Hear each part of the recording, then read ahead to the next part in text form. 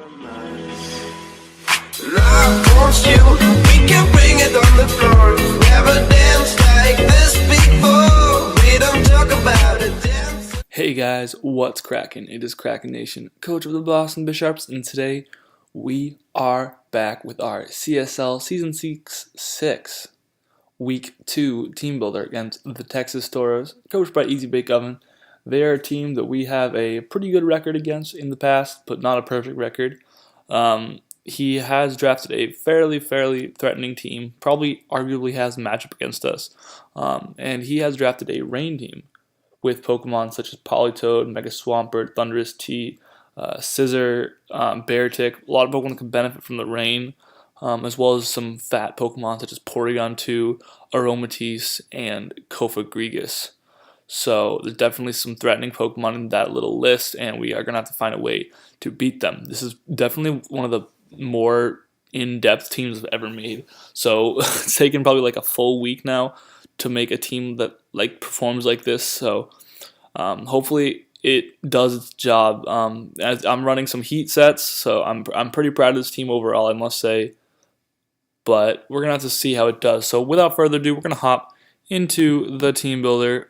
First up, we have Goopy the Goodra, who is coming in hot after being traded for Arcanine. Goodra was the plan to have all along. So this is a pretty nice Goodra set, and I actually am supposed to tweak the EVs just a bit, I remember. I am trying to remember what the stat that I wanted to hit was. I wanted to hit 248. Huh, curious. Okay, so we're going to invest out of this and go for 240 and then back into this. All right, so,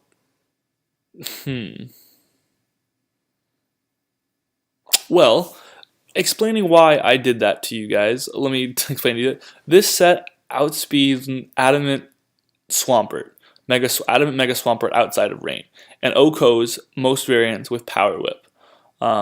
If he has a decent amount of HP investment, Power Whip becomes a roll. But that's okay because we do outspeed, so even if he wants to click a powerful Ice Punch, we can probably take it. However, we actually only need 240 to outspeed Mega Swampert without rain, if it's just Adamant and no speed and max speed.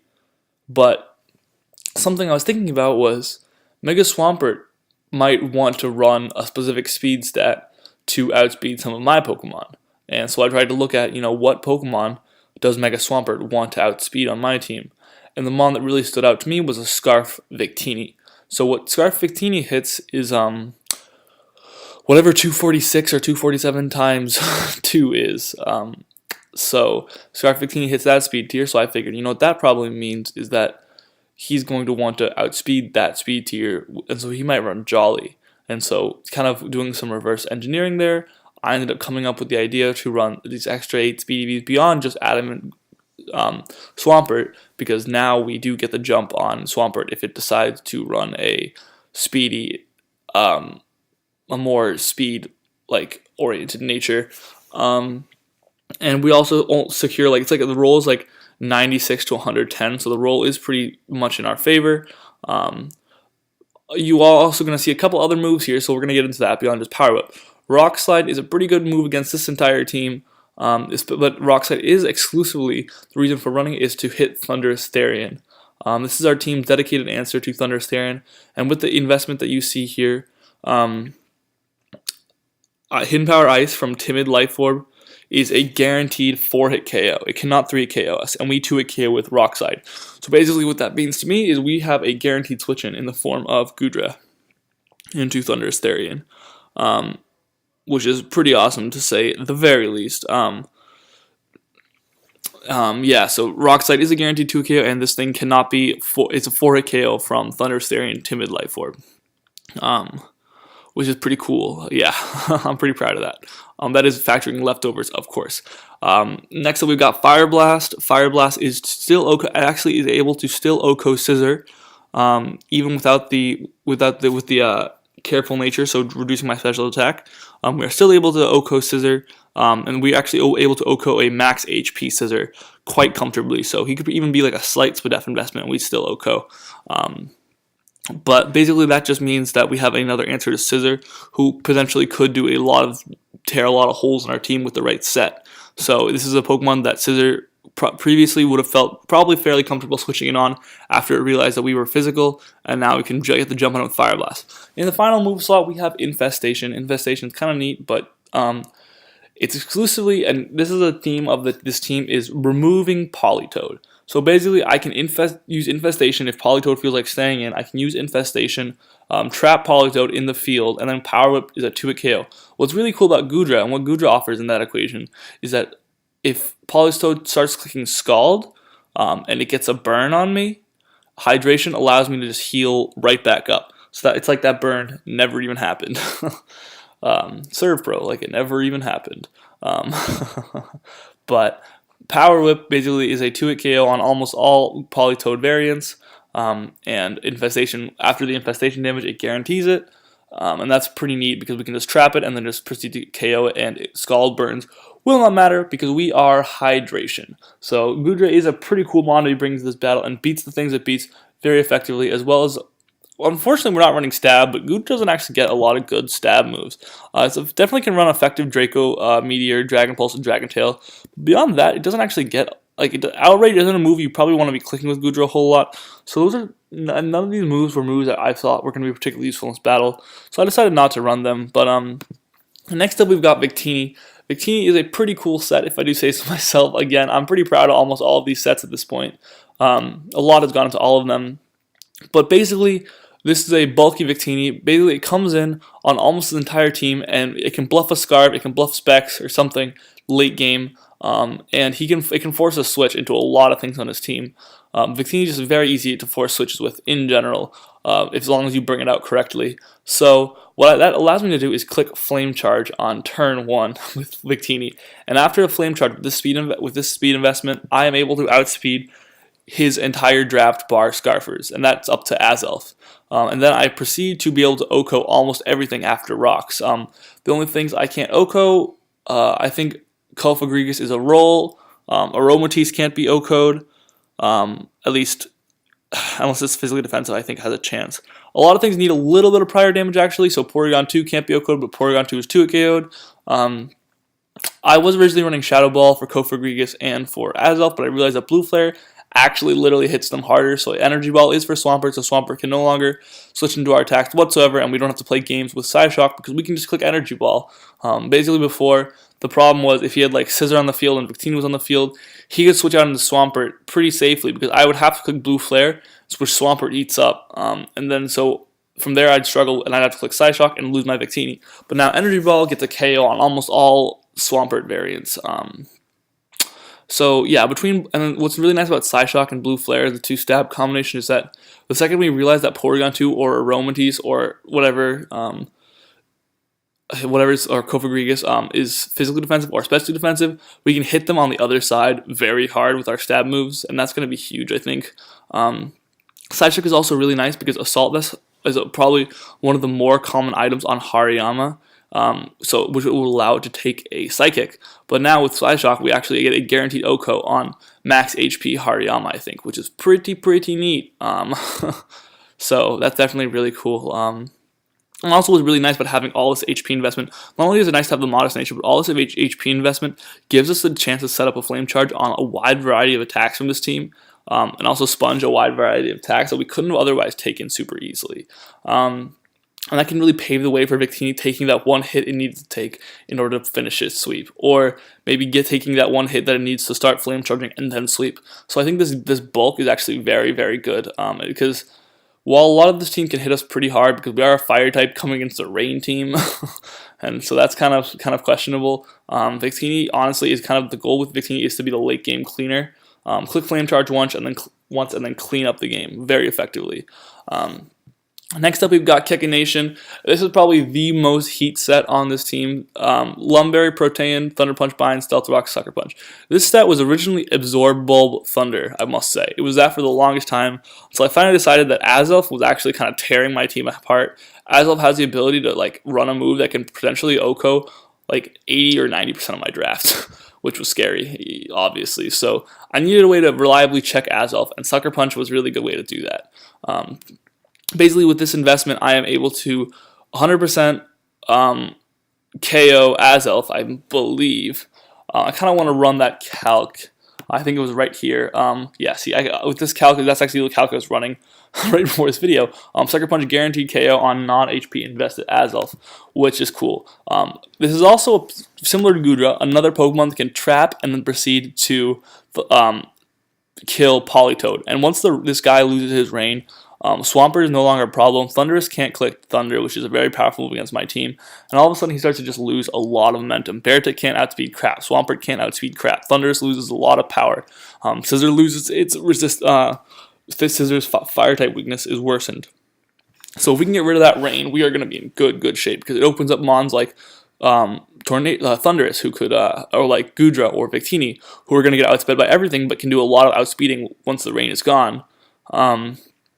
So yeah, so basically this is actually the main way to beat Politoed, and basically the designated lead. It doesn't have to be the lead. We do have, I would say, Gudra's a good potential lead. Thundurus is a good offensive lead, as well as Meloetta are all three potential other lead options. But I think in most situations, I'm either going to lead with Meloetta, who hits this entire team really hard, or Kekination if I'm expecting Toad as a lead, or Azelf. So between Bind and Thunder Punch, Lumberry is basically just kind of the same way hydration functions on Gudra.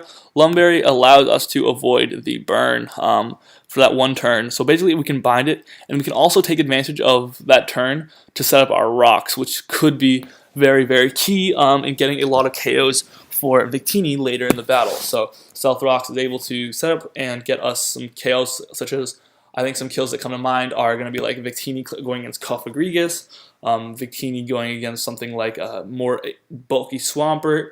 What else is there?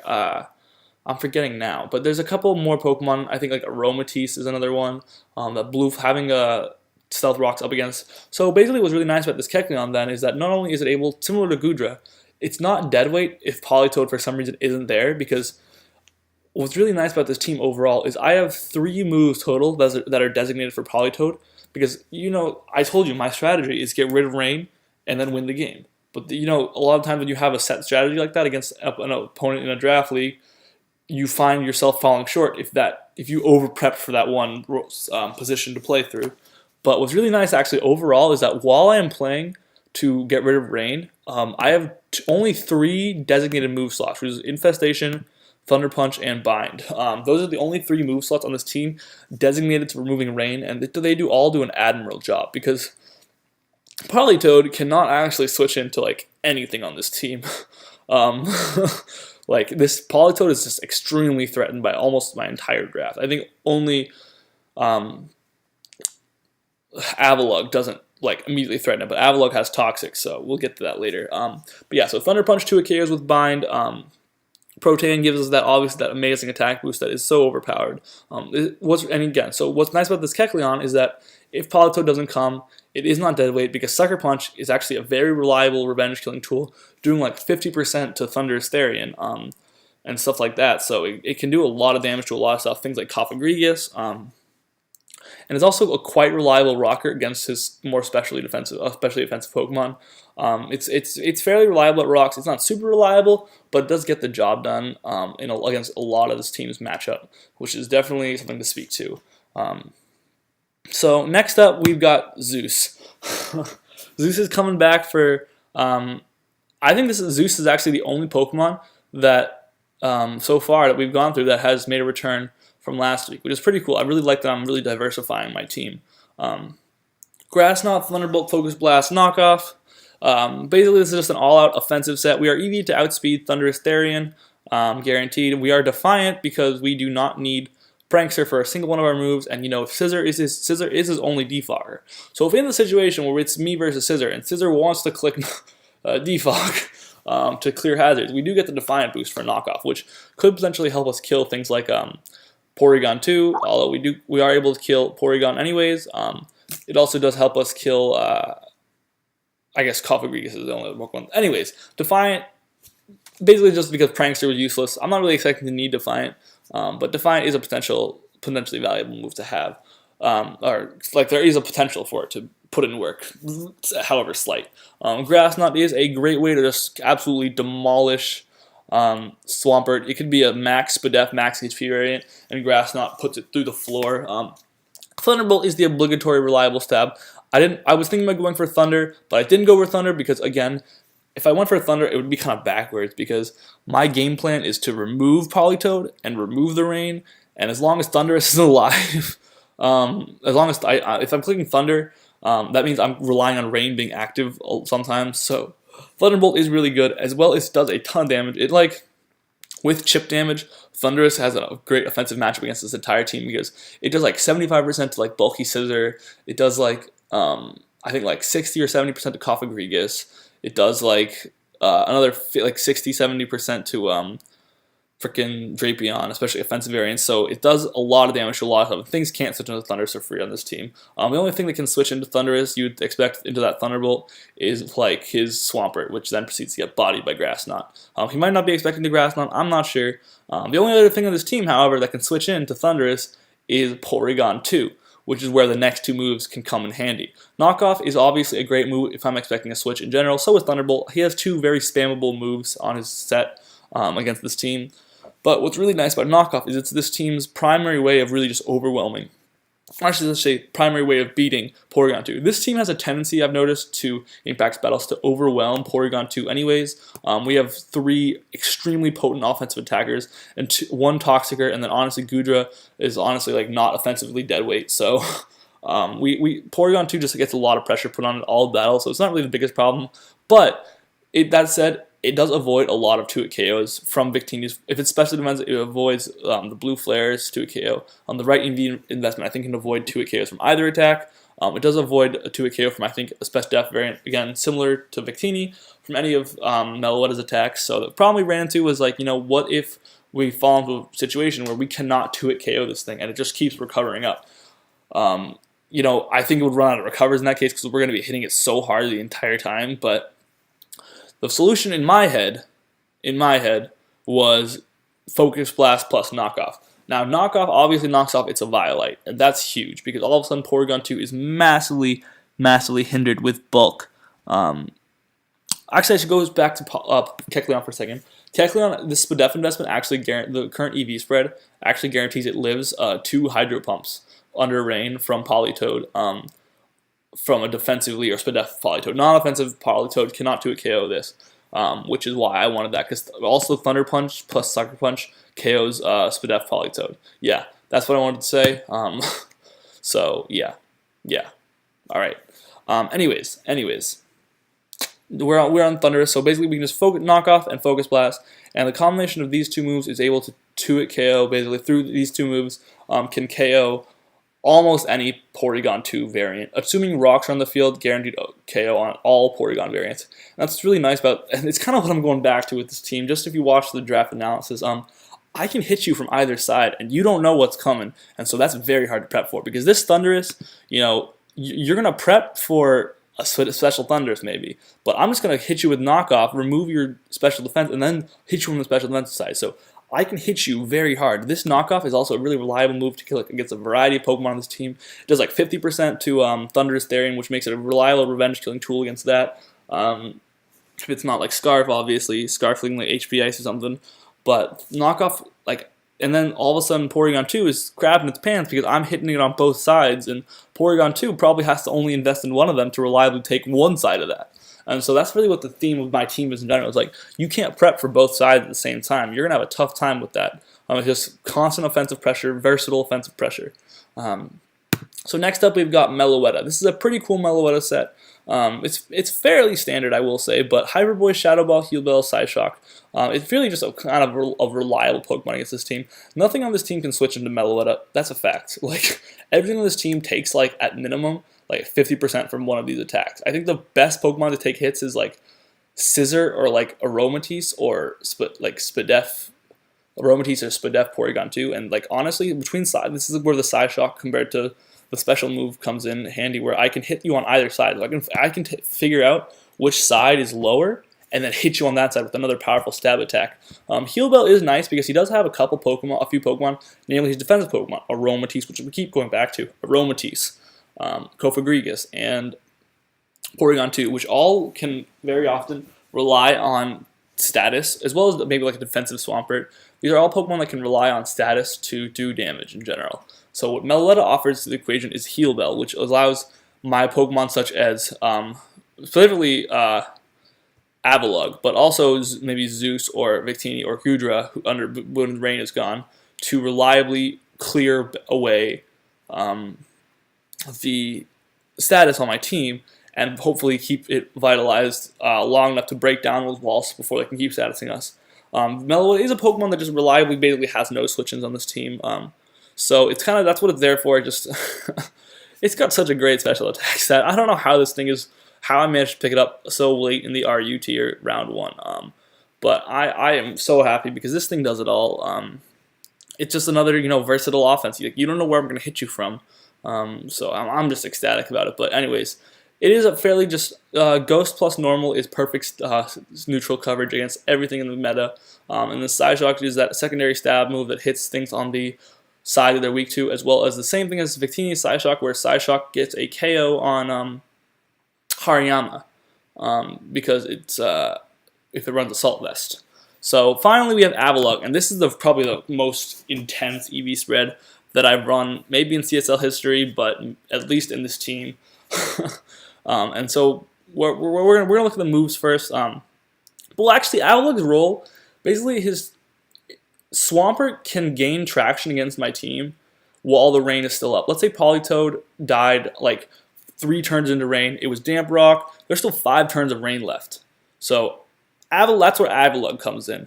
Because unless, like, I have Pokemon, I think between Gudra and Meloetta, I can take, and like also Kekination, I can take hits on the special side from Thunderous Therian long enough to outlast its rain. But the physical side, where mons like Scissor come in and Swampert come in, I can't. And so that's where Avalugg comes in, because this Avalugg variant is literally bomb. This Avalugg variant can take a... So basically, let me just start rounding off the calcs for you. So this attack investment doesn't matter. I'm going to put that out there right now. That's just where I threw the rest into. But Swampert, max attack Adamant Swampert, cannot 2-hit KO us with superpower. Max attack Banded Adamant Scissor cannot 2-hit KO us with Bullet Punch or with... One moment. It can't 2-hit KO us with Bullet Punch or with superpower. So, and then with a 32 Spadef investment, Aromatisse's Moonblast cannot 2-hit KO us. So basically what we're saying right here is, screw you, I'm going to live everything you want to go for in the game. A reason I wanted to be able to take the hits from Aromatisse is because I just noticed, like, in every way I kind of played out the match in my head, Aromatisse, like a physical defensive Aromatisse, just comes into Avalugg all the time for free. And so I really wanted to make sure I could take Moonblast from it and potentially stall it out if it wasn't running Toxic or if it wasn't running a Heal Bell. Because I am running both of those moves on different Pokemon. So I really wanted to be able to just put that kind of pressure on it. Again, so basically, because it can take those hits from Swampert and Scissor as well, I am able to effectively just stall out the rain all day long. And so once Politoed is removed from the game, Avalugg's job is to stop the rain, wait it out. And then once the rain has been waited out, that's when mons like Gudra and Meloetta and Victini and Thundurus can come in and start to play and just start clicking their powerful attacks and gain advantage, because this team is slow as balls out of rain. This team is slow as balls out of rain. So, yeah, that's going to be the team, guys. I hope you guys enjoyed it. This has been a longer than average team builder, because this is a longer than average team building process. I really hope this team goes well. I have put a lot of work into it, so I'm really hoping to come out with the V. But anyways, if you guys enjoyed this video, leave a comment, rate, subscribe. It is always very appreciated. And wish me luck. We're going to hope to do our best against the Texas Tauros next week, or this week actually. But until next time, I'll see you guys later. Kraken Nation out.